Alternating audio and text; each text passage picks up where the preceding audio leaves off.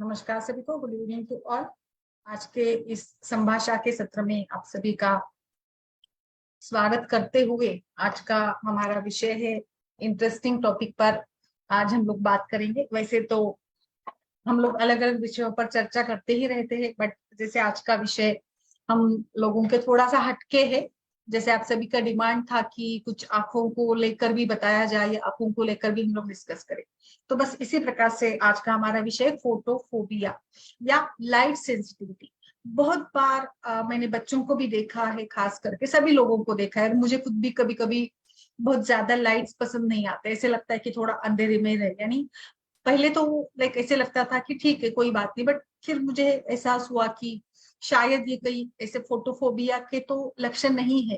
जैसे मेरी थोड़ी सी पित्त प्रकृति भी होती है, तो मतलब पित्त भी है मेरे इसमें, पित्त की भी प्रधानता है।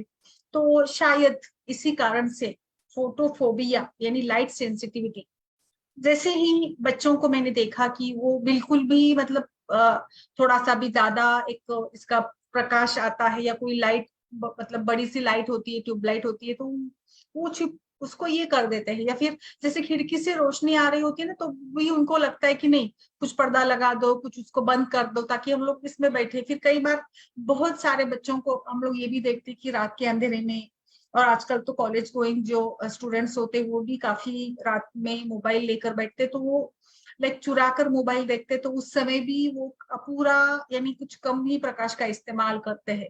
बट आई थिंक कि कई बार ऐसे होता है कि कुछ लोगों को लाइट से ज्यादा रोशनी से उनको समस्या होती है, फिर आंखों से पानी आना, अस्वस्थता लगना, सर में दर्द होना, ऐसे कई सारे लक्षण वहां पर दिख जाते हैं। तो ये क्या है, क्या ये डिसीज है? वैसे आयुर्वेद में इसको सिमिलरली कुछ विशेष रूप से डिसीज के रूप में नहीं बताया है, बट जैसे आंखों का जो व्याधियों का वर्णन जो किया है, इसमें अगर हम लोग देखा जाए तो इसको हम लोग नेत्र की व्याधियों में इसकी गणना कर सकते हैं। एंड सो इसी को लेकर हम लोग sensitivity of this bright light, जो जो एलईडी बल्ब्स है, और बहुत ऐसे आजकल लाइट्स का इस्तेमाल भी होता है, लैंप्स होते हैं, सजावट की जाती है, रोशनी काफी होती है, तो उस तेज रोशनी से क्या आपको परेशानी हो रही है, क्या इसके पीछे क्या राज हो सकता है या इसके कारण क्या है? एक्चुअली आयुर्वेद में फोटोफोबिया को लेकर जैसे मैंने बताया कि कोई सिमिलर डिसीज नहीं बताया है, बट जैसे इसका एक जो कारण बताया है, इसमें ये भी माना गया है कि जो आपको कुछ माइग्रेन या ऐसी कुछ समस्या है, तो आपको इस फोटोफोबिया की शिकायत हो सकती है। सो फोटोफोबिया की संप्राप्ति बनती है पित्त की वृद्धि से। इसमें आपको लाइट सहन नहीं हो रहा है, तीव्र प्रकाश सहन नहीं हो रहा है। जैसे हमने देखा कि पित्त दोष की प्रधानता में उष्मा या तीव्र प्रकाश, संताप, सूर्य, इससे उनको तकलीफ होती है। तो पित्त के बढ़ जाने से या पित्त प्रधान प्रकृतियों में इस प्रकार की सेंसिटिविटी टू लाइट देखी जा सकती है।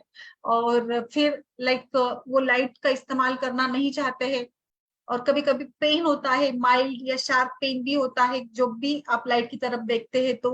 और फिर लाइक कई कुछ लोगों में ये भी मिलता है कि स्क्विंटिंग बढ़ जाती है, कभी कभी नोजिया होने लगता है, कभी कभी फोरहेड पे पेन होता है, एंड फिर आंखें भर आती है, आंखों से पानी आने लगता है, कभी कभी आंखों में ड्राइनेस आ जाती है। तो ये सारे सिम्टम्स फोटोफोबिया के माने जाते हैं। तो इसको आयुर्वेद में जैसे मैंने बताया, ये एक पित्त प्रधान संप्राप्ति ही है, और कहीं ना कहीं पित्त का रक्त के साथ जो आश्रयाश्रय संबंध है, एंड इसी के साथ देखते हुए it is like fear of light और fear of sensitivity to bright light, ऐसे भी आप इसको कह सकते हो, सनलाइट एक्सपोजर, जो कि पित्त प्रधानता का ही एक मुख्य लक्षण है। फिर इसके कारण क्या हो सकता है, या फिर ये जो रुग्ण है या ये जो लोग होते हैं, उनमें क्या अलग से कुछ दूसरी समस्या होती है क्या? इसका कारण मुझे लगता है कि एक तो पोषक तत्वों की कमी हम लोग देख सकते हैं, विटामिन ए, या फिर कुछ आपके नर्वस सिस्टम से जुड़े प्रॉब्लम्स भी हो सकते हैं। वैरायटी ऑफ कंडीशंस फोटोफोबिया को या इस ब्राइट लाइट सेंसिटिविटी को लेकर हो सकते हैं। इसमें एक मुख्य कारण जो देखा गया है वो है फोटोफोबिया का migraine.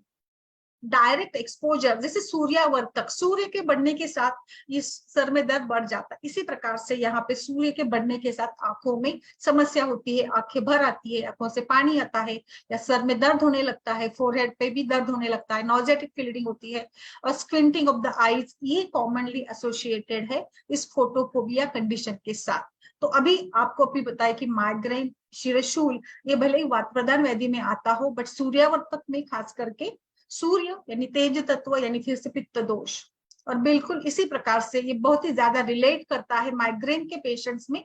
Exposure to bright light को अवॉइड भी करना चाहिए और उनको वो पसंद भी नहीं आता है। दूसरा है कंडीशन इसमें मेनिंजाइटिस। कभी कभी इन्फ्लामेशन जो होता है ब्रेन के मेम्ब्रेन्स पर, स्पाइनल कॉर्ड्स पर, तो इसका भी क्लिनिकल मैनिफेस्टेशन आ जाता है फोटोफोबिया के रूप में। एंड सो ये भी कनेक्टेड है, मेनिंजाइटिस भी कनेक्टेड है फोटोफोबिया के साथ, यानी पेशेंट्स जो कि फोटोफोबिया के हैं उनमें मेनिंजाइटिस ये भी लक्षण देखा जाता है।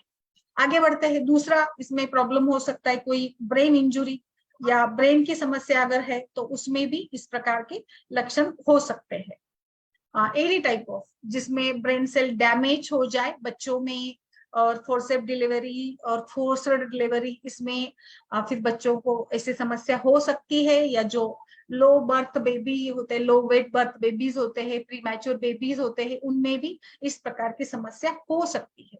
नेक्स्ट है एंसेफेलाइटिस, जो एक वायरल इन्फेक्शन है और वो एक्चुअली लाइफ थ्रेटनिंग भी है। इन बच्चों में या इनमें भी सेंसिटिविटी ऑफ लाइट हो सकती है। नेक्स्ट है प्रोग्रेसिव सुप्रान्यूक्लियर पाल्सी, ये भी एक अनादर ब्रेन का डिस्फंक्शन है जिसमें दोष इम्बैलेंसेस होते हैं, और इसका एक लक्षण जो होता है चलने में भी दिक्कत आती है और आंखों की मूवमेंट्स में भी इनको समस्या हो जाती है। तो ये फोटोफोबिया में सिमिलरिटीज है। अदर कंडीशंस जिसमें लाइट सेंसिटिविटी होती है, इसमें ऑकुलर एल्बिनिज्म करके एक कंडीशन है जो जेनेटिक है एक्चुअली, और इसमें पिगमेंटेशन आइरिस का जो होता है, रेटिना का जो पिगमेंटेशन होता है वो कम हो जाता है, एंड फिर आइज के मतलब कलर्स जो होते हैं वो भी डिफरेंट हो जाते हैं, एंड जो आंखों के टिश्यूज है दे बिकम लाइट सेंसिटिव, उनको लाइट सहन नहीं होती है। सो अकुलर अल्बिनिज्म ये भी एक कंडीशन है where light sensitivity develops as a symptom. Next है कॉर्नियल एब्रेशन, जो आउटर मोस्ट लेयर है आंखों का, जो कट्स या स्क्रैचेस या इंजुरी का सामना करते हैं, या फिर डर्ट या कुछ जंतुओं का इरिटेंट्स का सामना करते हैं, इसके साथ भी ये कॉर्निया एब्रेज यानी मतलब वहां पे कुछ अल्सरेशंस या व्रण बन जाता है, इसके कारण भी ये ब्राइट लाइट की सेंसिटिविटी हो सकती है। कुछ लोगों में ड्राई आइज, आंखें रुक्ष बन जाती, कभी कभी तो उसमें से कुछ ऐसे निकलता भी है, वो भी होता है। यूवीवाइटिस यानी inflammation of the uvea in the eyeball, ये भी बहुत कॉमन एक समस्या लक्षण है जिसमें भी आप पित्त की प्रधानता देख सकते हो। नेक्स्ट है आयराइटिस यानी इन्फ्लामेशन ऑफ द आइरिस, और इसी के साथ साथ आइरिस का इन्फ्लामेशन, कैटरैक्ट, ये भी कुछ कॉमन सिमिलर इसमें हो सकते हैं। एनी काइंड ऑफ, अगर आपने आई की कोई सर्जरी इसमें की होगी, कुछ आपको आघातजन्य स्थितियां हो, ट्रॉमा हुआ हो, तो इसमें भी ये हो सकता है। डायलेटेड प्यूपिल्स, एक एग्जामिनेशन के दौरान आप आंखों की एग्जामिनेशन कर रहे हो, परीक्षण कर रहे हो, तो कुछ जो ड्रग्स दिए जाते हैं, साइकोट्रोपिक ड्रग्स दिए जाते हैं, इसके साथ भी ये समस्या हो सकती है। तो इन सभी के साथ साथ अगर आप कुछ हायर एंटीबायोटिक्स का उपयोग कर रहे होते हैं तो भी लाइट सेंसिटिविटी डेवलप हो सकती है, लाइक एट्रोपिन है, कोकेन वगैरह, अलग अलग भी ड्रग्स है। तो इन सभी के साथ अगर हम लोग जुड़ रहे हैं या इन सभी का एक कनेक्शन में यहाँ पे बता रही हूँ कि फोटोफोबिया में क्या क्या हो सकता है।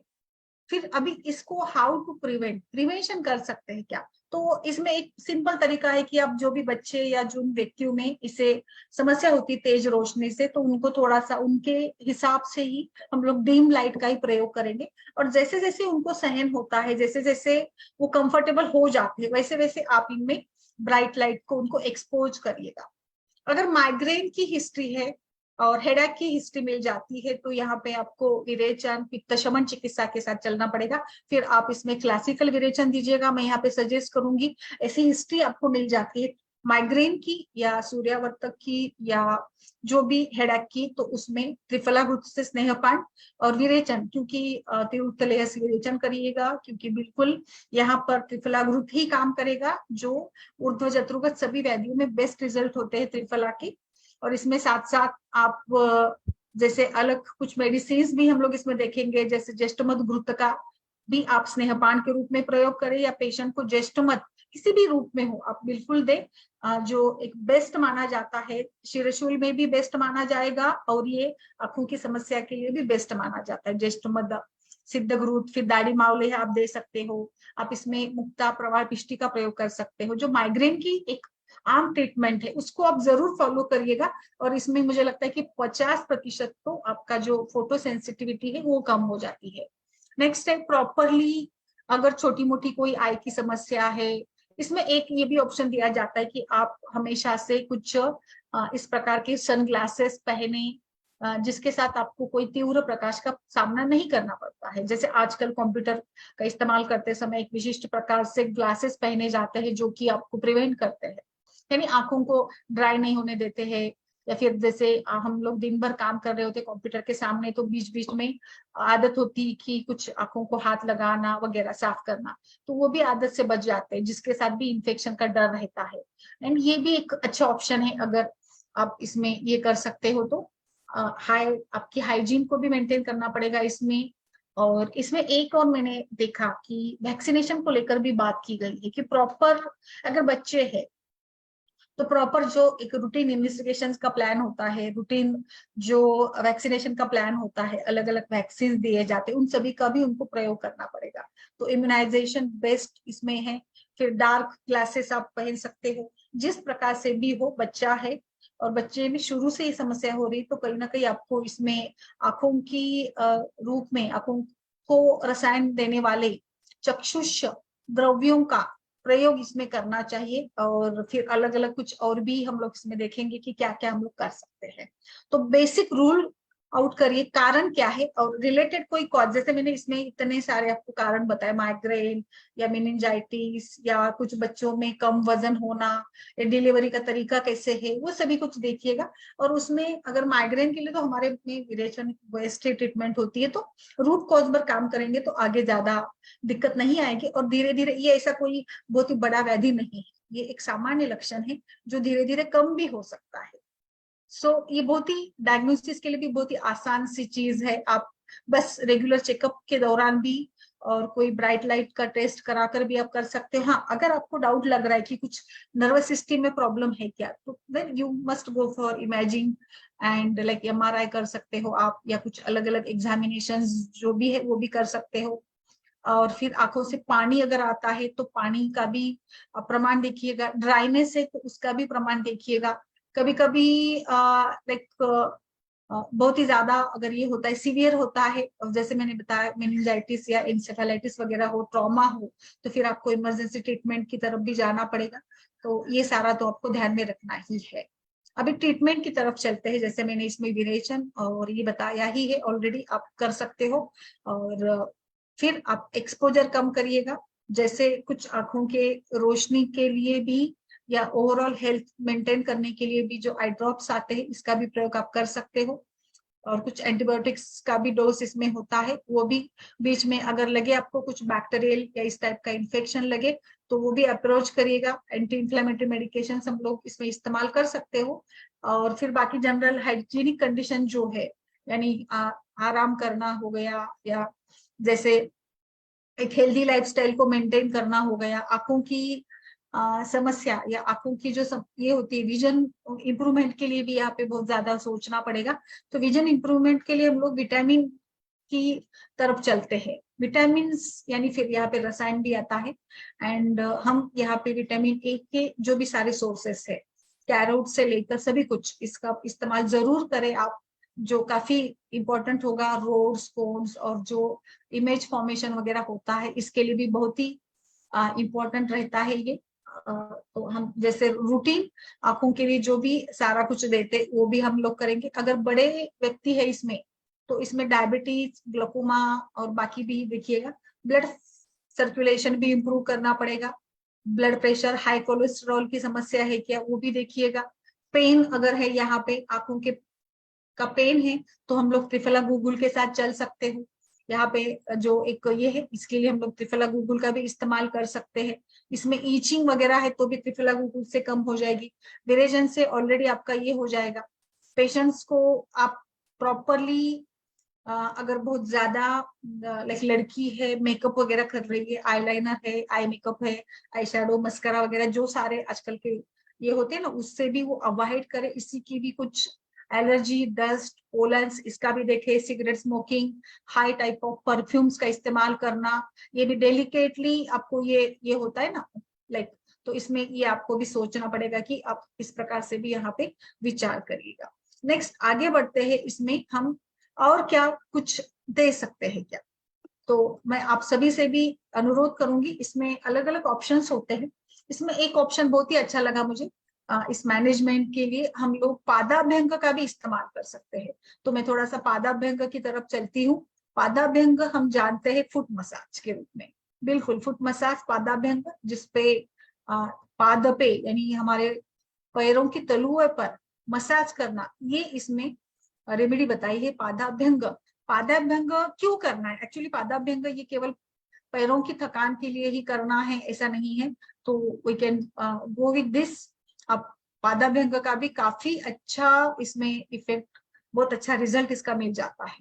सो पादाभ्यंग ये आपकी मर्मा हीलिंग के लिए भी बहुत अच्छा करेगी। बाकी पैरों की सारी समस्या यानी फुट ड्राइनेस, पेन है, फटीग है, क्रैम्प्स है, इन सभी के लिए भी अच्छा है। नींद अच्छी आने के लिए, और अनिद्रा में भी हम लोग बता देते हैं। डायबिटिक न्यूरोपैथीज के लिए भी फुट मसाज काफी अच्छा माना गया है। फिर मेंटल जो भी डिसीजेस है नर्वस सिस्टम के, नरिशिंग के लिए, स्किन के लिए, हाइपरटेंशन के लिए, हेमीप्लेजिया, पैराप्लेजिया के लिए, और जो पेशेंट बताते हैं कि नमनेस है, टिंगलिंग सेंसेशन है, सर में दर्द है, और पीएमएस, प्रीमेंस्ट्रुअल सिम्टम्स को रिलीव करने के लिए मेनोपॉज के पेशेंट्स को भी हम लोग बता देते हैं। और प्रेग्नेंट लेडी में भी बहुत थकान होती है तो उसके लिए भी बता देते हैं, डिप्रेशन में बता देते हैं। सो फुट मसाज पादाभ्यंग तो आई थिंक एक बेस्ट ही बताया है। आयुर्वेद में अष्टांग हृदय में ये बताया गया है कि देयर आर 4 मेजर नर्व्स, जो कि आंखों की और पैरों की कनेक्शंस है। तो 4 ऐसी नर्व्स है जो पैरों के साथ कनेक्ट है, आंखों से पैरों के साथ कनेक्टेड है, मतलब पैरों से निकलकर आंखों को कनेक्ट होती है। एंड सो इसीलिए मैंने यहाँ पे पादाभ्यंग का रेफरेंस लिया है। And so that this now help to maintain a good eyesight and relieve the eye strain और सूथिंग थेरेपी। इसीलिए हम लोगों को यहाँ पे पादाभ्यंग करना है। आजकल रिफ्लेक्सोलॉजी के नाम पर भी ये कर रहे हैं लोग, बट फिर भी आप पेशेंट की टिपिकल प्रकृति देखिएगा और प्रकृति देखकर आप इसको कर सकते हो। इसमें तेल का, घी का, दोनों का प्रयोग कर सकते हैं। सिंपल, आपको कुछ नहीं करना है। सिंपल तरीका बताती हूँ मैं आपको। अपने एक स्ट्रो लेना है, बाउल लेना है, कुछ बर्तन लीजिएगा, पानी, जो भी आपको मेडिकेटेड घी, पंचगव्य से लेकर नारियल तेल से लेकर बादाम तेल से लेकर आप कोई भी आयुर्वेदिक प्रोप्राइटरी या संहितोक्त जो भी तेल है, मतलब तिल तेल, एरंड तेल, बला तेल, अश्वगंधा तेल, कोई एनी टाइप ऑफ घी, कोई भी तेल आप इसमें ले सकते हो। अभी पित्त शमन की बात हो रही है, पित्त का शमन करना है तो इसमें हम लोग जैसे वात और पित्त दोनों के लिए लेना है तो दशमूल कषाय लीजिएगा। दशमूल कषाय दूध और लाक्षा चूर्ण मिलाकर इसको औटाकर एक बना दीजिएगा, इसका भी आप प्रयोग कर सकते हो। जो भी मेडिकेटेड ऑयल घी आपने लिया है इसको बाउल में ले लीजिएगा, इसको थोड़ा सा गर्म करिएगा, हल्का सा जो सहन होता है इस प्रकार से। अभी आप क्या करना है, आपको जेंटली एनर्जेटिकली आपके पैरों के तलवों को रब करना है घी लगाकर, ऐसे इस प्रकार से आप इसको रब करेगा। हम लोग धातु का कासिस काशा की वाटी भी का भी इस्तेमाल करते हैं, तो वो घी में डालकर उसके साथ मसाज करना है। एक छोटी सी कटोरी आती है कांसे की, उसको लेना है आपको, घी में डुबो दीजिएगा उसको, और फिर इसी वाटी के साथ, कटोरी के साथ आपको इस प्रकार से फुट मसाज करना है। ये बेस्ट माना गया है और ये बहुत अच्छे से रिलीव करता है, सूदिंग करता है। While on the top of the foot, slowly give a soothing massage from the ankle moving downward towards the toes. Ankle joint से शुरू करके डाउनवर्ड्स आप टोज की तरफ जाइएगा और हर जगह पर स्पेसेस में, कहीं सभी तरफ अच्छे से करिएगा और पिंच करिएगा, फिंगर्स को पिंच करिएगा सभी प्रकार से। जो हम लोग मसाज के अलग अलग तरीके नुस्खे अपनाते हैं उसी प्रकार से यहाँ पे करना है।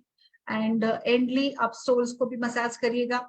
और इन जैसे मैंने रिफ्लेक्सोलॉजी का नाम लिया है तो बिल्कुल यहाँ पे आप ये करते हो तो आंखों का भी रोशनी बढ़ जाती है। एंड सो आई थिंक पादाभ्यंग बेस्ट है। आप 15 से 20 मिनट के लिए करिएगा। बहुत बार पादाभ्यंग करने की इच्छा होती है बट लाइक ऐसे होता है ना कि तेल लगाकर इतना कैसे सोना, फिसलने की समस्या हो सकती है। आप गर्भावस्था में, बच्चों में, बड़ों में कर रहे तो वो सावधानी जरूर रखें कि अच्छे से उसको क्लियर करें। गर्म पानी में डुबो दे आप, बड़े से बर्तन में गर्म पानी लेकर इसमें आप पैर डुबो सकते हो तो एक गर्म पानी का भी इसको ये मिल जाएगा, अच्छा सूदिंग मिल जाएगा और वो भी एक ये हो जाएगा। फिर आप अगर वो नहीं चाहते हो तो आप इष्टिका स्वेद कर सकते हो, यानी जो इष्टिका होती है ना, ईंट होती है, ईंट को गर्म करके उसके साथ भी फर्मेंटेशन आप कर सकते हो, जो हील पेन वगैरह के लिए भी काफी अच्छी मानी गई है। तो मैंने बताया दशमूल कषाय, इसमें डालकर लाक्षा से ये बताया जो कि बेस्ट काम करता है। आप इसमें तिल तेल, गोघृत, क्षीरबला तेल, आप बच्चों की एज देखिए, पेशेंट की एज, बाकी सिम्टम्स को देखिएगा। मेनोपॉज में है तो क्षीरबला कैस्टर ऑयल बेस्ट रहेगा। छोटा बच्चा है 10-15 साल का तो गाय का घी इस्तेमाल करेगा। इसमें बच्चों के लिए महामाश तेल का भी बेस्ट रहेगा, क्षीरबला तेल भी बेस्ट रहेगा। इसमें मुरी मेघना तेल है, पिंड तेल और गुगुल तिक्तघृत है, महानारायण तेल है, कुंतम चुकादी तेल है, इन सभी का भी आप इस्तेमाल कर सकते हो। मैं बता रही थी आपको नर्वस सिस्टम से जुड़े या मेंटली कुछ प्रॉब्लम है बच्चों में, लो बर्थ वेट है तो उसमें आप ब्राह्मी तेल और तिल तेल दोनों को मिलाकर करिएगा, क्योंकि ब्राह्मी भी बेस्ट काम करती है। सरसप तेल भी करिएगा, जो जिनको ड्राइनेस की समस्या है, ठंडी के दिनों में ऐसे हो रहा है, आंखों की ये प्रॉब्लम हो रही है तो वहां पे आप कर सकते हो। कांस्य का मैंने बताया, खास करके कांस्य और कांस्य धातु जो है ये इसका खास थेरेपी बताया है, क्योंकि कांस्य is made up of copper and teen से बना है और इसीलिए कांस्य वाटिका फुट मसाज फेमस है, बिकॉज बेस्ट तरीके से ये काम करता है, बेनिफिट ज्यादा मिल जाते हैं। और फिर आपके मर्मा पॉइंट्स का भी मैंने बताया, वो भी आप यहाँ पे कर सकते हो। जो भी पैरों के मर्म है वहां पे उसको प्रेस कर सकते हो, जो एक प्राणिक एनर्जी रिलीज होने के लिए भी मदद मिल जाती है। And so it will also Sudan the नाड़ी एंड चक्रा पॉइंट्स को भी ये सूदनिंग करा देने वाले होते हैं, तो उसका भी आप जरूर इस्तेमाल करें। तो ओवरऑल मैं ये चाहती हूँ कि आप पादाभ्यंग करें। आप पेशेंट की आईसाइट को इंप्रूव करने के लिए और ब्राइट लाइट विजन को कम करने के लिए नस्य का इस्तेमाल कर सकती है। सिंपल गोघृत का नस्य भी आप इसमें कर सकते हैं। शिरोधारा, शिरोबस्ती का भी करिए, जैसे ये सूर्यावर्तक है तो चंदन बला लाक्षादी का आप इसमें प्रयोग कर सकते हो। तो वो भी आई डोंट थिंक कि मतलब हमारे पास बहुत ऐसे सारे ऑप्शंस मिल जाते हैं अगर आप इसको इस प्रकार से करना चाहते हैं। आईसाइट के लिए भी करिए और ये ब्राइट लाइट के लिए भी आप कर सकते हो। आप आंखों के बाकी सारे जो भी एग्जामिनेशंस ग्रेजुअली इंक्रीज करना बहुत ज्यादा है। और फिर थोड़ा अभी आगे बढ़ते हैं, इसमें कुछ कलरी मर्मा जो है, कलरी जो एक ज्ञान है, कलरी मर्मा करके एक प्रसिद्ध है, केरला में थेरेपी है वो भी एक प्रकार की। तो उसमें भी अलग अलग आंखों के ये किए जाते हैं, व्यायाम किए जाते हैं। आप आई को फोकस करना, फिर धीरे धीरे सांस लेना, आंखों को इधर उधर की टाइप से ये करना, ये सारे इसमें ये हो जाते हैं। फिर एक सिंपल वाला जो है वो भी मैं बता देती हूँ। मिडिल फिंगर, आपको क्या करना है, आंखों को बंद कर दीजिएगा और जो हमारा सेंटर पॉइंट है यहाँ पर भी आप अपने अंगूठे से इस प्रकार से इस हमारा जो ये पॉइंट है मर्मा, उसको भी आप प्रेस करके भी आईसाइट या इस सूर्यावर्तक माइग्रेन की समस्या के लिए ये बेस्ट माना जाता है। तो इस मर्म पॉइंट को आप प्रेस करिएगा, जैसे मैंने इसको पढ़ाया था इसी प्रकार से आप इसमें राउंड करके भी ये कर सकते हो। धीरे धीरे आपको जितना ये होता है उतना आप इसको ये करिएगा, वो भी काम अच्छा कर देता है। इसके लिए दूसरा मैं बताती हूँ, इसमें कुर्च मर्म का, कुर्च मर्म का भी काफी अच्छा रिजल्ट मिल जाता है। कुर्च मर्म हाथ और पैर ये दोनों में भी होता है, अपर लिम में भी और लोअर लिम में भी ये होता है। एंड कुर्च ये वैकल्यकर मर्म का प्रकार है, यानी इसको अगर आघात हो जाता है तो विकलता यानी डिफॉर्मिटी डेवलप हो जाती है।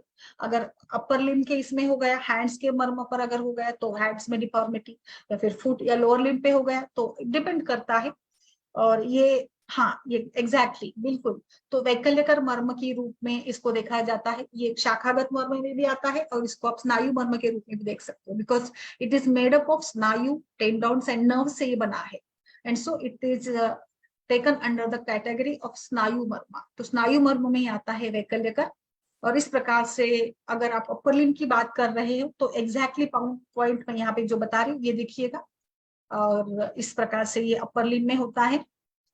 इसके कनेक्टेड एनाटॉमिकल स्ट्रक्चर्स जो है कार्पोमेटाकार्पल एंड इंटरमेटाकार्पल लिगामेंट्स यहाँ पर होते हैं, रेडियल आर्टरी, और इसका जो डोर्सल मेटाकार्पल ब्रांच है इससे भी ये जुड़ता है, एक्सटर्नल डिजिटोरियम और अलग अलग कार्पोमेटाकार्पल स्ट्रक्चर्स इसमें होते हैं।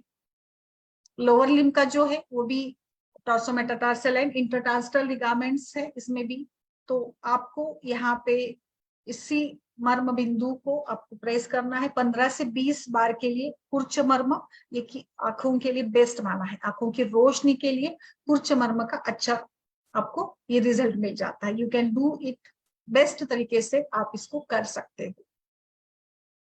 ये स्थपनी मर्म को आपको स्टिम्युलेट करना है।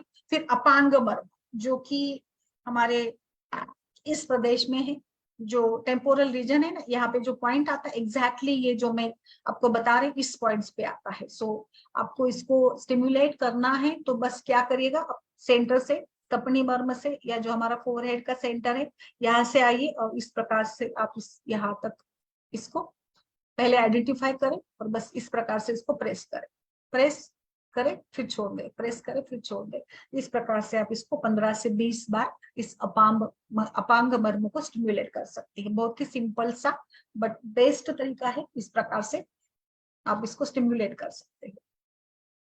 आंखों की इस आईसाइट के लिए भी काम करेगा ये अपांग मर्म को स्टिम्युलेट करना। और जो हम लोग आज चर्चा कर रहे हैं फोटोफोबिया को लेकर, उसके लिए भी ये बेस्ट काम करेगा। अभी ये भी एक दूसरा भी एक प्रकार बताया जाता है, जैसे हम लोग आमतौर पर करते हैं ना, एनर्जी के लिए करते हैं, पूजा की बात करते हैं, ऐसे दोनों हाथों को, दोनों तलवों को रब करिएगा और इसमें वाइगोरसली करिएगा, जोर जोर से करिएगा। और जैसे गर्म हो जाते हैं, जैसे एनर्जी लिबरेट हो जाती है, तो इसको आप धीरे से इस दोनों पाम्स को अब जेंटली अपने आईलिड्स के ऊपर रखिएगा। बहुत ज्यादा प्रेशर नहीं देना है, हल्का सा प्रेशर देकर आपको यहाँ पे रखना है। और ये जो मतलब गरम या एनर्जी को आप फील करिएगा। एंड ये प्रोसीजर आप दिन में 3 बार कर सकते हैं। ये भी मैं बता रही हूँ खास करके for eyesight and for this type of photophobia के लिए आप कर सकते हो। फिर अलग अलग यहाँ पे स्थपनी मर्म तो है ही, इसी के साथ यहाँ पे बोन भी होता है ना, यहाँ के बोन्स को स्पर्श करिए, सेंटर बोन जो है उसको स्पर्श करिएगा और उसको हल्का सा टच करके इंडेक्स फिंगर से आप इसको रोटेट कर सकते हैं। इस प्रकार से इंडेक्स फिंगर से भी करते हो, और हम लोग स्थपनी मर्म के लिए तो थंब का प्रयोग करते हैं, ऐसे भी कर सकते हो। बस ये देखिए इस प्रकार से जैसे मैं कर रही हूँ इसी प्रकार से आप सेंटर को ये कर सकते हो इस टाइप से। सो ये भी बेस्ट तरीका हो जाता है इस समस्या के लिए। ये रिपीट कर सकते हो, 5 टाइम्स रिपीट करिएगा। और फिर जैसे मैंने अभी भी एक बताया था कि दोनों आंखों को फोकस करिए आपके टिप ऑफ नोज पर, दोनों आंखों को, एंड फिर ब्रीथ करिए। ये भी एक अच्छा ये होता है। Breathe, exhale, inhale, exhale, inhale, exhale by focusing the tip of the nose, just gently. Best ये भी एक आंखों का एक्सरसाइज है आपके ब्राइट लाइट सेंसिटिविटी के लिए मैं बता रही हूँ।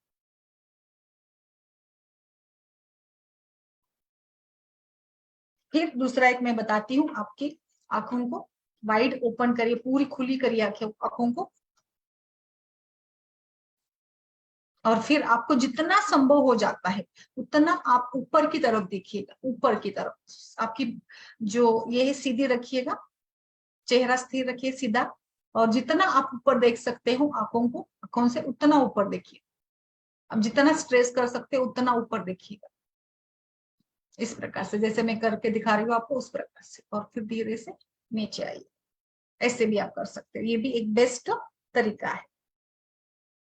और फिर नीचे आना, ये भी आप दिन में 5 से 10 बार रिपीट करिएगा। So these are some exercise जो अलग अलग इसमें किए जा सकते हैं। So you can do it. कूर्च मर्म, स्थपनी मर्म, अपांग मर्म, ऐसे मर्मों को भी आप, मर्म पॉइंट्स को भी स्टिमुलेट करके भी आंखों की समस्या के लिए भी एंड फॉर इसके लिए भी बेस्ट तरीके से ये रिजल्ट देता है। तो ओवरऑल हम लोग चर्चा कर रहे हैं आज के सत्र में ब्राइट लाइट सेंसिटिविटी, फोटोफोबिया को कैसे ट्रीट करें और फोटोफोबिया के लिए आयुर्वेद में क्या क्या बताया। फिर जैसे मैंने बताया, इसके साथ साथ आप त्रिफला घृत का सेवन करवाना, या ज्येष्ठमध का घृत है उसकी चूर्ण का सेवन शहद के साथ करवाना, इन सभी का प्रयोग आप बेस्ट तरीके से कर सकते हो। एक as a part of treatment के रूप में इसको करिएगा, बेस्ट आपको रिजल्ट मिल जाता है। करेक्शन करिएगा जो भी लगता है आपको, जो भी एक कनेक्टेड लगता है उसको, डिसीज को। फिर कैरेट, वीट, ग्रीन ग्राम वगैरह, और षष्टिक चावल, पटोल, शहद, इन सभी को खान पान में रखें। अवॉइड करें मीट, अल्कोहल, फिश फूड, सभी को अवॉइड करें। टोबैको, बहुत ज्यादा स्पाइसी वाला, पित्त प्रकोपक वाला अवॉइड करें। और घी, दूध और बाकी जो लौकी वगैरह की सब्जी, ये बेस्ट रहेगी। बहुत अच्छा रिजल्ट आपको इसमें मिल जाएगा। सो पित्त शमन, विरेचन, पादाभ्यंग, शिरोबस्ती, नस्य, इन सभी से हम लोग फोटोफोबिया इस व्याधि के लिए काम कर सकते हैं। बाकी सारे अंडरलाइन कॉजेस को देख लीजिएगा and I think we can do it very easily. बहुत आराम से हम लोग इसको बहुत सिंपल तरीके से कर सकते हैं। यस मैम, बोलिए। और किसी का आपका अनुभव हो तो आप भी डालिएगा। ये नया विषय हमने आज डिस्कस कर रहे Shailendra ji. So I request all of you कि आप भी अपने कुछ अनुभव हो तो आप डालिएगा। माइग्रेन तो बिल्कुल माइग्रेन को ही रूल आउट करते हैं ज्यादा, तो इसमें वही देखा जा रहा है। यस मैम, नमस्ते अलका जी, अर्शिया जी नमस्ते, बोलिए। पित्त की हेलो मैम। संप्राप्ति, यस यस बोलिए। पित्त रक्त की संप्राप्ति तो ऑलरेडी दोष पित्त है। यस मैम, बोलिए बोलिए। बहुत अच्छा बताया मैम आपने। एक्चुअली यस फोटोफोबिया तो नहीं, मुझे खुद धूप की एलर्जी है, सन की एलर्जी है। यस मैं जाती हूँ तो मुझे रैशेस आ जाते हैं, तो सब इचिंग यस। होने लगती है। तो फिर तो धूप के मैंने लिए सब तो पूरा, आपको फिर गुलकंद है, कामदुधा रस है, फिर हमारा हाँ मुक्ता प्रवार पिष्टी है, वो सारा यूज कर सकती है आप, बेस्ट रहेगा आपके लिए तो। और आंवला का भी यस बेस्ट रहता है मैम। मैम, आंवला का भी, आंवले के भी प्रोडक्ट्स का आंवला, इस्तेमाल करें। यस, हाँ ओके बेस्ट ओके। रहेगा। यस, बेस्ट रहेगा। हाँ, वैसे तो मैं अवॉइड करती हूँ धूप में जाना, और गई भी तो मैं पूरा बांध के जाती हूँ, मेरा कोई पार्ट ओपन नहीं रहता। वो तो आजकल इतनी वो की, प्रॉब्लम होती वो है। तो फैशन भी चल रहे आजकल तो बहुत ही ज्यादा ओढ़नी। जी हाँ, बट वो ठीक है। एक्चुअली ठीक बाकी भी है। जिनको धूल की समस्या है, वो मतलब दिखने का तो सवाल नहीं है, हमारी हेल्थ इंपॉर्टेंट है, तो कैसे भी दिखे क्या फर्क हम्म पड़ने वाला है। फिर आप जैसे कुछ हम्म मेडिसिन चाहती है तो सप्तामृत लोह है, रसायन चूर्ण है, अनुतैल नस्य करिएगा, प्रतिमर्श नस्य के रूप में नस्य ओके। करते हैं। कौन कौन सा नस्य बोले? अनुतैल का नस्य, अनुतैल का नस्य। ओके ओके ठीक है। तो आपके, फिलहाल तो मैं ही बला है तो वो देख रही, वो ले रही थी। यस वो भी चलेगा। फिर आप रोपे माक्षिक भस्म का भी प्रयोग कर सकती है मैम। कौन सा मार्कशीट भस्म? रोपे और माक्षिक दोनों को मिलाकर, ब्रोक और मार्कशीट भस्म, यस, ओके ओके बेस्ट है ओके। वो भी। फिलहाल मैंने वो लाया पित्त शेखर रस, उसमें तो बहुत सारे भस्म है, सारे टाइप के। अच्छा अच्छा। हाँ, अभी वो लेती हूँ, फिर ये सब ट्राई करूंगी। Yes. Okay ma'am, thank you और मैम। सप्तामृत लोह भी बेस्ट रहेगा बच्चों के लिए भी, और सप्तम, लाइक प्रेग्नेंट लेडीज में वगैरह अगर ऐसा हो ना, तो वो भी काफी ठीक रहता है। सप्तामृत लोह अच्छा दीजिएगा। अच्छा ओके ओके। फिर तो जैसे अभी प्रेगनेंसी है या मेनोपॉज है तो फिर शतावरी, अश्वगंधा, इन सभी का आप बता सकते हो पेशेंट्स को। हाँ पित्त वाला, हाँ। पित्त का शमन वाले सारे उपयोग करिए यहाँ पर। यस मैम, शतावरी भी मैं ले रही हूँ फिलहाल। हाँ, यस मैम, काफी अच्छा शतावरी में रिजल्ट थोड़ा मिलता है मैम। गुलकंद भी वेट खाइएगा, बस। गुलकंद का बेस्ट है, मैं हमेशा हाँ सभी को बताती हूँ गुलकंद का। हाँ हाँ, गुलकंद लाया है मैंने, बट मैं खा नहीं पा रही, अब वो भी खाऊंगी। यस, अच्छा आपने बता दिया। Yes, yes. गुलकंद का भी तो मैं तो बहुत ज्यादा भरोसा करती हूँ गुलकंद के लिए। हाँ, बहुत अच्छा पित्त शामक है वो। यस। यस और मैम। उसके साथ ना क्या होता है, एक एनर्जी भी मिल जाती है।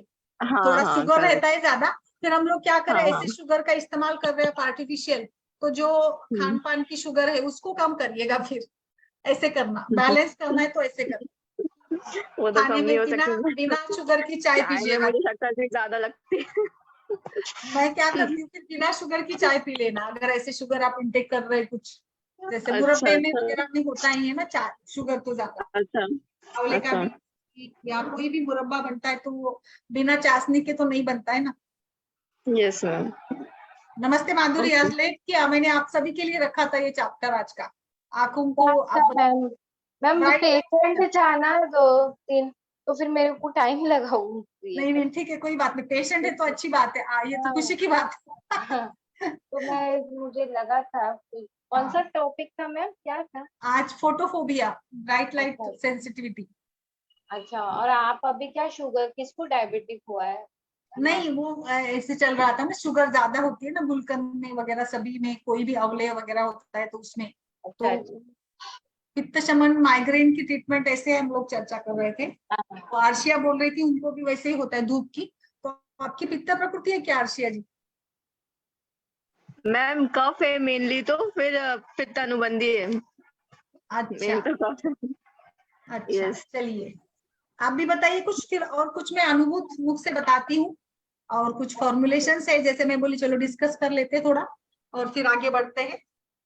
सारे वैद्यों से भी रिक्वेस्ट है, आप भी बताइए कुछ अपने अनुभव। अलका जी नमस्ते, बोलिए डॉक्टर अलका।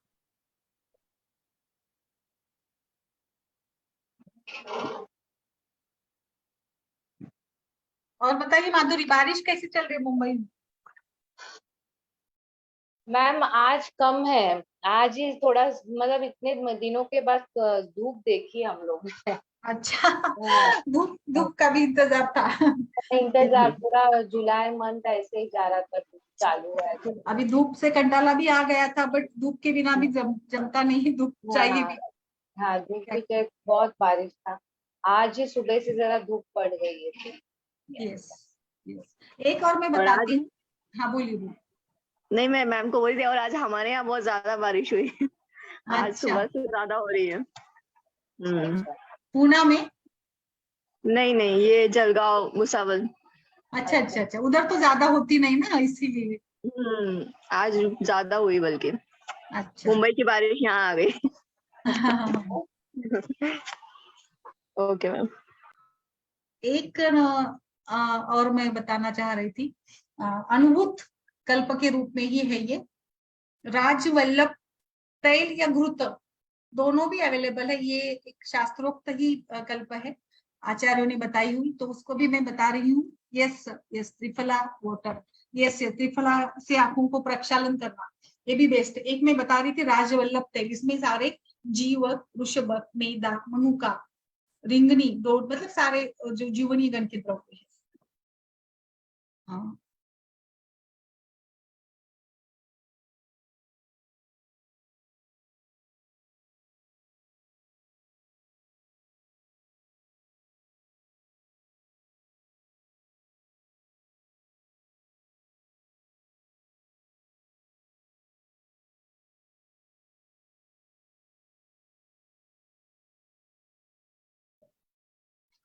Yes yes. तो इसमें ये सारे जीवनी गण के द्रव्य है, ज्येष्ठमत है, विडंग है, मंजिष्ठा है, रासना है, और इन सभी को लेकर पिपली है, एक एक तोला यानी 10-10 ग्राम की मात्रा में लेकर इसका कल्क करना है। और फिर इसमें आपको कल्क के 4 गुना आपको घी और दूध डालना है, और सभी को अवटा कर इसका घृत बनवाना है। तो ये बताया कि जो भी सारे आंखों की समस्या है, यानी ग्लोकोमा और फिर कॉर्नियल अल्सरेशन, कुछ भी, और डिजेनरेटिव चेंजेस आ रहे हैं, कुछ लाइक कुछ वहां पे अल्सरेशन हो गया है, कुछ दृष्टि आपकी कम हो गई है, मोती बिंदु की समस्या है, इन सभी के लिए ये बेस्ट से बेस्ट है राजवल्लभ तेल करके बनाया है। ये शास्त्रोक्त ही कल्प है, बेस्ट इसका रिजल्ट है। और मैम जैसे हम लोग यहाँ पे डिस्कस कर रहे तो जीवक, कुशपक, मेधा, जो जीवनीय गण के सारे द्रव्य है ना, इसका भी आप घृत या क्षीरपक सिद्ध करके दे सकती है पेशेंट। बेस्ट काम करता है आंखों के सभी प्रकार की समस्या के लिए। और एक मैं बताऊं आपको, माधुरी आप बता रही थी ना ये रांजनवाड़ी को लेकर, स्टाई को लेकर, तो आप क्या देती है रांजनवाड़ी को लेकर, बताइए क्या देती है? त्रिफला, अमृता, कैशोर, सूक्ष्म त्रिफला, सूक्ष्म। और हमारे फेसबुक के डॉक्टर्स भी बताइए आप क्या देते हैं अंजन नामी का स्टाई के लिए? दीप्ति जी बताइए। तो इसके लिए ना मैम एक सिंपल सा तरीका बताया, आई डोंट नो, मैंने यूज नहीं किया बट मैं बता रही हूँ।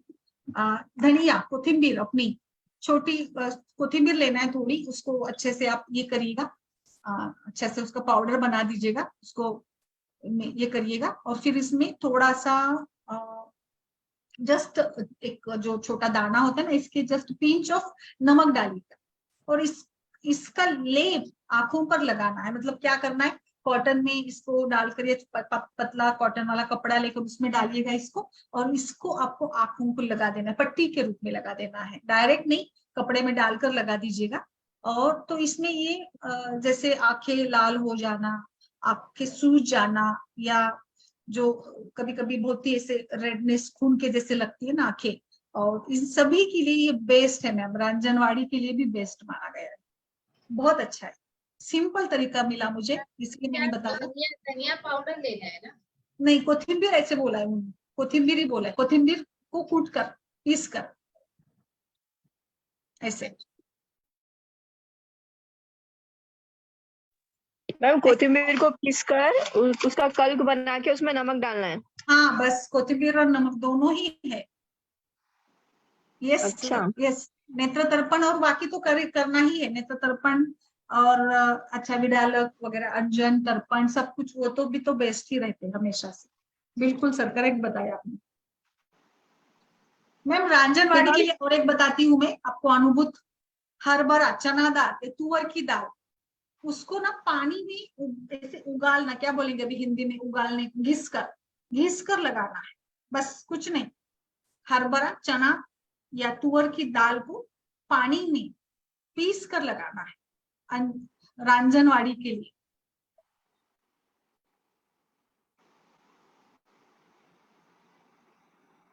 मैम और एक बताती हूँ, सिंपल है, शंख भस्म, शंख भस्म शहद के साथ मिलाकर, जो भी आपके रांजनवाड़ी या जो अंजन नामी का स्टा है ना, वहां पर लगाइए, डायरेक्ट वहां पर लगाना, ये बताते हैं, बेस्ट रिजल्ट मिल जाता है।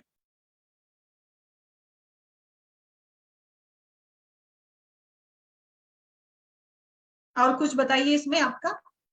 बिल्कुल मैम, त्रिफला का ना सिंपली जो लोग आई साइट को इम्प्रूव करना चाहते हैं या आंखों की समस्या के लिए काम करना चाहते हैं ना, उन सभी के लिए मैं बताऊं। यस सर, आपने अच्छा बताया, triphala water. Yes ma'am Shubhra ji, तो बिल्कुल, तो त्रिफला वाटर से ही मैं बता रही हूँ, तो आप आंखों के प्रक्षालन के लिए भी यूज कर सकते हो, और त्रिफला का काढ़ा बनाकर इसमें शहद थोड़ा सा और पिपली डालकर पीने को दीजिएगा। रेगुलरली आप इसको पी सकते हैं, त्रिफला वैसे भी अच्छा ही माना जाता है, तो ये सभी प्रकार की आंखों की समस्या के लिए बेस्ट है मैम।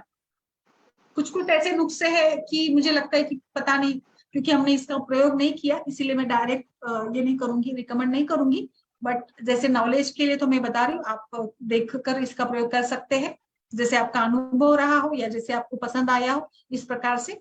एक और बताती हूँ, लौंग और हल्दी संवाहक में लेकर इसको भी पानी में घिस कर लगा दीजिएगा, अंजन नामी का, लौंग और हल्दी, अर्शिया जी, बेस्ट, ये भी काम करता है।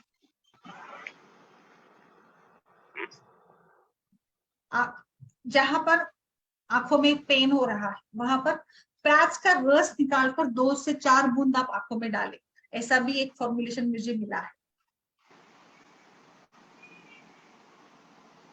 अभी कैसा होता है ना, आंखों को लेकर हम लोग बहुत ही ज्यादा ये हो जाते हैं कि कैसे डाले या नहीं डाले। बाकी तो बहुत सारे ऐसे है, शुंठी, नींब और सेंधा, इनका भी आप अगर आंखों आंखों में सूजन हो गई है तो इनको भी ऐसे, इसका भी कल के रूप में बनाकर कपड़ों में बांधकर इसका भी आप लगा सकते हो, सूज भी कम हो जाती है, अगर कंडू भी है तो भी कम हो जाता है। यस सर, बिल्कुल कैलाश जी ने अच्छा बताया, लौंग, मैं वही बता रही थी, लौंग का भी। फिर शुंठी का भी वैसे ही करना है, शुंठी, नींब और सेंधव, इनको पीस कर इसका बना दीजिएगा छोटी सी बड़ी, और कपड़े में लपेट लीजिएगा और बांध दीजिएगा। आपने कभी ये देखा है कि मैम माधुरी जी, वैसे तो इसमें आ जाते हैं पेशेंट्स, आ जाते हैं एलोपेशिया के पेशेंट में, देखा है क्या, जो आई लैशेस होती है ना, आंखों के बाल भी गिर जाते हैं, ऐसा कोई केस देखा है? दो ही केसेस देखे थे, बच्चे में देखा था ऐसा। हाँ, मैंने बड़े की देखी है, बड़े लोगों की देखी, पूरे ही मतलब उनके तो बहू के भी बाल गिर गए थे, इतना भयानक हो गया था उसमें। किसी ने कुछ सॉल्टी वेफर्स वगैरह खाते हैं ना, बहुत कुरकुरे, ये सब नमक लवण ज्यादा। रस, लवण रस, हाँ, यस तो लवंग रस वो बंद करने को ना, अम्ल लवण जो भी खट्टा मीठा खाते ज्यादा, तो उनको ये ज्यादा होता है मैम। बिल्कुल। मैम इसमें ना जो बबूल होते हैं ना, बाबड़ी बोलते हैं ना हम लोग मराठी में, बाबड़ी, तो बबूल के पत्तों का काढ़ा बनाकर उससे आंखों को धोना बेस्ट माना गया है, बबूल के पत्तों का काढ़ा। फिर कड़ू नीम का पान जो होता है, कड़ू नीम के पत्तों को भी आप पानी उसका काढ़ा बनाकर आंखों को धो दीजिएगा। मैम ये किसके लिए बता रहे हो आप, बबूल और नीम का? केस केस निकल जाते हैं ना इसके, आई लैशेस के हाँ हाँ। बाल निकल जाते हैं, उसके लिए बता रहे, बबूल का।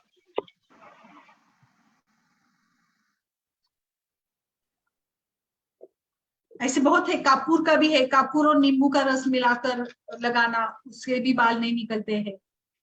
एरंड तेल भी लगाना बोलते हैं। एरंड तेल तो बताते हैं, एरंड के तो बहुत सारे तो उसके ये लिए आई वगैरह लैशेस के लिए सुना था मैंने। पार्लर वाले बता देते हैं आपको। और फिर इसमें ना घी का भी, मैम देखिए, घी का भी आप अंजन करिए। इसमें ऐसे बोला गया है कि घी और सोना, मतलब सोना उगालकर घी में इसका अंजन करें, ऐसे सभी आंखों की समस्या के लिए। और आप जैसे बोल रही है ना धूप का, तो धूप के लिए बेस्ट है मैम।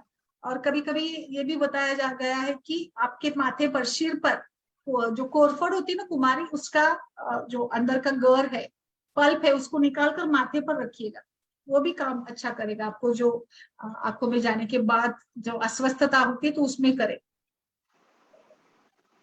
और त्रिफला चूर्ण आप खाइए जरूर शहद के साथ, और ठंडे पानी की घड़ी रखना, फिर दूध के साथ घड़ी, गुलाब जल के साथ घड़ी रखना, ये भी बेस्ट रहेगा इसमें। त्रिफला प्रवाह बस में डालकर पीजिएगा, बेस्ट है। हिरडा भी है, जिसमें आंखों में जलन हो रही होती है ना, तो बार हिरडा, छोटा हिरडा जो होता है ना, वो लेकर फिर उसमें मिश्री डालकर उसका भी ये कर सकते हैं आप। शुरुआती हिरड़ा होते ना आंखों के लिए। हाँ, शुरुआती ही। और एक है मैम, सिंपल ये बताती हूँ, आंवला जो है, आंवला और तिल दोनों को रात भर भिगो दे, और फिर उसको हम लोग कैसे दूसरे दिन आपको उसका कल्क बनाना है, और लाइक कपड़े में डालकर उसके जैसे बांधते ना, पट्टी बांधते ना, उसी प्रकार से पट्टी लगा देनी है, ऐसे करना है आपको बार बार। हल्दी का एक करके देखिएगा, बेस्ट है ये, हल्दी का काढ़ा बनाइएगा, और अच्छा एकदम स्वच्छ क्लीन कपड़ा लेकर उसमें डुबो कर हल्के से आंखों के ऊपर उसका ये करना है, घुमा देना, लगा देना है, जहां नेत्रदाह हो रहा है वहां पे हल्दी का करके देखिएगा। एक और बताती हूँ, जिन लोगों को आंखें अच्छी करनी है, चश्मे का नंबर कम करना है। हाँ बोलिए बोलिए। मैम दुर्वा भी कर सकते हैं ना, उसका रस, दुर्वा का काढ़ा ठंडा, दुर्वा दुर्वा का दूरवा ना कर सकते, दूरवा भी अच्छी है, पित्त शामक है। दिव्य दृष्टि के लिए बताती हूँ, हम लोगों को सभी को चश्मा लग जा रहा है, नंबर बढ़ते जा रहा है दिन ब दिन, तो उसके लिए क्या करना है, त्रिफला चूर्ण, ज्येष्ठमध चूर्ण, शहद और घी के साथ रोज खाइएगा, और फिर आप इसके साथ आंवला भी मिला सकते हैं। 1 महीना भर अगर आप करते हो तो ये बताया गया कि आपकी दृष्टि गरुड़ के जैसे हो जाती है, गरुड़ की आंखों के जैसे हो जाएगी। क्या क्या बोला मैम, फिर से एक बार बोलो। त्रिफला यष्टि, त्रिफला चूर्ण, ज्येष्ठमध चूर्ण, शहद और घी, अच्छा और इसके ऊपर इसको खा लेना है, फिर ऊपर से आंवले का काढ़ा पीना है। ऐसे महीना भर कीजिएगा, आपको गरुड़ के जैसे दृष्टि पाएंगे आप। और भगवान निमिराज ने ये बताया, भगवान निमिराज जो शालक्य तंत्र के बड़े ही ये निमि तंत्र उन्होंने लिखा है। ऐसे में और एक बताती हूँ, सिंपल है, आंवला का रस और अश्वगंधा का चूर्ण डेली खाइएगा, 1 तोला 10 ग्राम की मात्रा में 21 दिन तक लगातार, तो आपको भी दिव्य दृष्टि प्राप्त हो जाएगी। आंवले का रस खाना है और हाँ, अश्वगंधा चूर्ण, आंवला रस है ना, अश्वगंधा चूर्ण। आंवला रस तो ये नहीं मैम, आंवला चूर्ण खा सकते हैं, उसमें अश्वगंधा चूर्ण मिक्स करके। नहीं, वो मिलता है ना रेडीमेड पतंजलि आंवले का, तो बॉटल मिल जाती है ना। अच्छा, हाँ, पतंजलि की मिलती है ना हाँ हाँ। आंवले की। मेरे आंखें बहुत अभी कमजोर होने लगी, ये सब हाँ, बार वो बार बोलते हैं मैम, ये जो है ना रेडीमेड आंवले के रस आते हैं ना, तो उसमें वो एक कौन सा केमिकल होता है, वो मिथिल पैराबेनेट की सोडियम यस कुछ यस, तो मैं वैसा भी नाम रिकमेंड नहीं होता है। करती ज्यादा। तो हाँ, तो वो है चूर्ण ना, ले लो, बोलते हैं फिर खट्टी जाने पे चीजों के चूर्ण ही साथ ले लो, मिलके ना, खट्टी आंवला चीज के चूर्ण साथ ही ले अगर लो। वो लिया जाए वो केमिकल, तो वो मतलब विष वाला प्रभाव करता है। तो यस, आंवला तो ऑलरेडी खट्टा होता है, तो फिर हो अच्छा, सके तो बराबर है, ये भी बात सेंसिटिव। बराबर है। आंवला चूर्ण खाओ बाबा। आंवला चूर्ण खाओ, फिर हाँ, बेस्ट है वो, तो कुछ ये नहीं है। चूर्ण और नहीं खाओ तो या फिर फ्रेश आंवले का रस पियो सीजन वो में। त्रिफला यष्टि जो बताया ना मैम अपने वो दूध से, सिंपल बेस्ट है, वो पीजिएगा। तो हाँ दूध में शहद मैम फिर असमान मात्रा में लेना पड़ेगा है ना उसको। हाँ, हाँ, असमान, शहद और घी दोनों असमान मात्रा में और लेना, वो एग्जैक्टली। आंवला का काढ़ा बाद में आंवला चूर्ण का काढ़ा बना के तो उसके ऊपर पीने का है ना मैम। यस, हाँ। ऐसे करो। बताओ मुझे 1 महीने के बाद। हाँ, 1 महीना देखो, कभी टाइम निकाल के गरुड़ वीडियो। दृष्टि। और ये नेत्रा और 40सी, अभी 40 में तो है ही, 40सी में भी वही बताया, त्रिफला गोमूत्र में पीस कर लगाना है, अंजन करना है। बट मैं भी अभी मैंने प्रयोग नहीं किया, तो आई डोंट रिकमेंड, बट मतलब इफ यू आर कंफर्टेबल, हिरडा और शहद ये भी आप अंजन के रूप में प्रयोग कर सकते हो। इससे भी 40सी वाली जो चश्मा है ना, वो कम हो जाता है। अभी पता नहीं कैसे। हाँ, आपको ये डाले ना वो पीडीएफ, ये चश्मे का ये सब तो कुछ हाँ बहुत खास है मेरे आँख का, ये पीडीएफ डालिए ना मैम आपके जो आंखों का हाँ, है। ये ना सारा ये। और मैम लोहा पी लीजिएगा, सप्तामृत लोह, हर इसमें त्रिफला है ही। हर कोई भी जो नुस्खा फॉर्मुलेशन है ना, उसमें त्रिफला है, तो आप, मुझे लगता है त्रिफला ही बेस्ट रहेगा सभी के लिए। अब बहुत सारे ऐसे बताए गए हैं, बट जैसे हमें कंफर्टेबल रहेगा उतना ही हम लोग यूज करेंगे ना। और किसी का कुछ अनुभव हो तो बताइए वैद्यगण, आप भी इसमें बता सकते हैं। काफी आज के इस सत्र में हमने एक अलग विषय पर चर्चा की है, लाइक फोटोफोबिया, जिसको आमतौर पर हम लोग आयुर्वेद के नजर से कभी देखते नहीं है, but it is a type of पित्त प्रकोप, माइग्रेन वगैरह व्याधि में ये होता है। तो ये भी है, और मैंने घृत भी बताया आपको, राजवल्लभ घृत, वो भी अगर मिल जाए तो उसका भी आप प्रयोग कर सकते हैं, काफी अच्छा उसका रिजल्ट है। बाकी तो मर्म का भी मैंने बता दिया कि कौन से मर्मों का प्रयोग करना है। स्तपनी, कुछ आंखों के एक्सरसाइजेस है, अपांग मर्म, कुर्च मर्म का प्रयोग करिएगा। पादाभ्यंग बेस्ट है इसमें, माधुरी सबसे बेस्ट पादाभ्यंग करें आंखों के लिए। पादाभ्यंग का खास विशेष वर्णन आया है अष्टांग हृदय में कि पादाभ्यंग करने से आंखों की रोशनी तो बढ़ जाती है, बट जो मैंने बताया ना आज ब्राइट लाइट सेंसिटिविटी को लेकर, वो भी कम हो जाता है। बेस्ट रिजल्ट मिलता है आंखों के लिए। पादाभ्यंग सभी के लिए अच्छा ही रहेगा, नस्त्य पादाभ्यंग। यस मैम, बोलिए doctor Alka ji. Okay, I hope कि, चलिए आज का सत्र। वो आंखों के लिए फिर चंदन भी अच्छा रहेगा लगाने का, दाम है ना चंदन का। पर कैसे यूज करें, अंजन के रूप में करें या फिर चंदन का कोई? मैं ऐसे बोल रही हूँ, ऊपर अगर लेप वगैरह लगाए तो हाँ अगर चलेगा, फिर आप चंदन और हल्दी का लगा दीजिएगा ना, जो हाँ, सूजन वगैरह, इसके लिए चंदन और हल्दी कर सकते हैं। सूजन के लिए मैम एक मैंने ये भी सुना था कॉम्बिनेशन पुनर्नवा, अमलकी और आंबे हळद। अच्छा। ये जमदग्नि सर के नोट्स में पढ़ा था, तो हाँ। ये भी माना जाता है। कैसे लगाएंगे उसको? लगाने का है, अंजन है, ये क्या है? हाँ, लोकल एप्लीकेशन, ये आंखों के चारों ओर, मतलब ओके। सूजन वगैरह वो हो जाती है ना ऐसे, या फिर डार्क सर्कल्स ऐसे, उसके लिए। अच्छा अच्छा। ओके, अच्छा रहेगा ये भी, है ना, इसका भी प्रयोग करके देखना चाहिए। अलका जी आप बोलिए मैम, आपने 2-3 बार माइक अनम्यूट किया और बोली नहीं, बोली।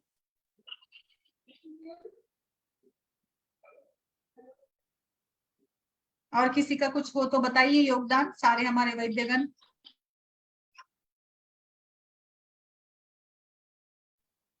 और फिर विषय बताइए हमें कल के लिए भी ऐसे ही कुछ अलग से।